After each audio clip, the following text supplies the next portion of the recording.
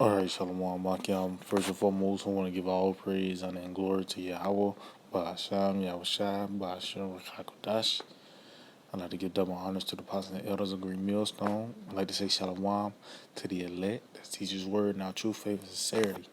But yeah, today, I just want to title this lesson, Who are the Edomites?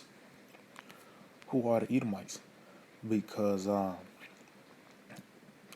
pretty much, you really, this the most how you want to put it, the most mysterious nation pretty much to get information on, man. You know what I mean? This is the most mysterious nation that you can get any type of information. You deal with the book of Obadiah, when did this event happen, and you know what I mean? How would these people look like, and all this, man? You know? But guess what? According to Bible prophecy, the Edomites will be the last one to be ruling before the kingdom of heaven is established, man. But that the spirit words is that Esau Edom. Matter of fact, before I get anything, I get this in Genesis, the 4th chapter.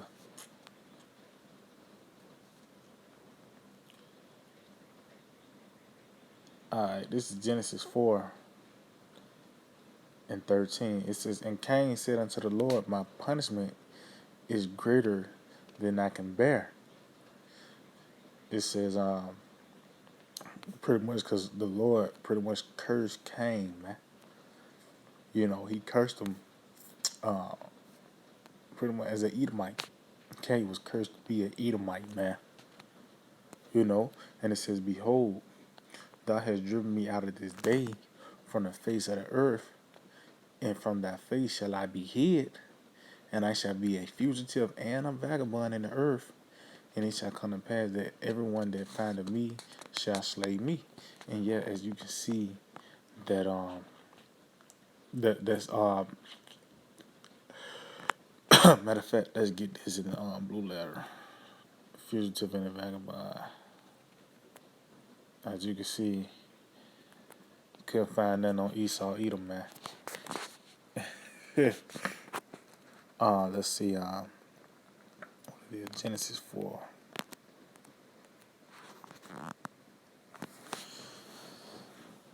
Bear with me. Genesis 4.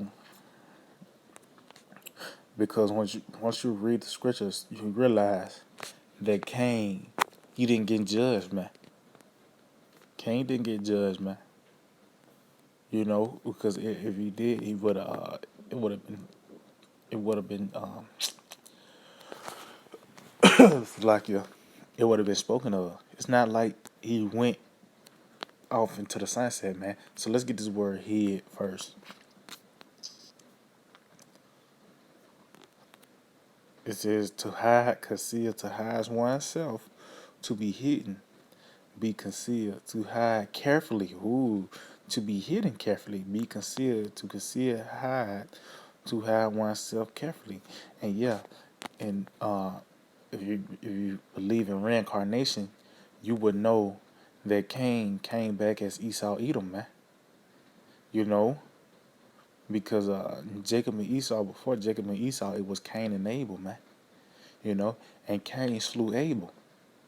Yeah, I mean, but when Jacob and Esau were born, Cain he attempted to slay. Esau attempted to slay Jacob. Both by the way of Rebecca, which that can represent wisdom, warned Jacob of Esau, man. You know, so Esau didn't get the job done the second time around. You know what I mean? So it's just so they hide carefully, and that's what you see. This devil, pretty much only thing he gonna tell you is that was Jacob's uncle, and he was done away with. That's all you need to know. Nope, man. Okay, let's see. I don't think I hit the right one. Bear with me. Okay, a fugitive. All right, fugitive. To quiver, totter, shake, rear, stagger, wander, move, sift, make move, wave, waver, tremble. To wave, quiver, vibrate, swing, stagger, tremble, be unstable. To totter, go tottering, vagabond. To be tossed about around. To toss about, to shake, cause to totter, to shake, disturb, to cause to wander. So pretty much, this devil is pretty much always on the move, man. He's always on the move, you know? And that's why you see he's in these different countries. He's in Germany, he's in Sweden, he's in Russia. You know what I mean? Why? Because if he stayed in the land of Edom, or even stayed in the Caucasus Mountains, man, you would know who this guy is. You know what I mean? Alright, so let's go to Vagabond.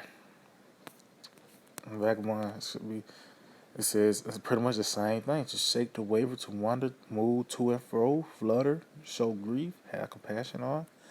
It says to move to and fro, wander aimlessly, take flight, to flutter, to wave, shake, to show grief, lament, condole, show sympathy. I said to cause to wander, to make a wagging, wag, to move oneself to and fro, sway, totter, to shake oneself, to bemoan oneself. So yeah, this pretty much Cain was on the run, man. Cain was on the run, pretty much, and that's what you see with the Edomites.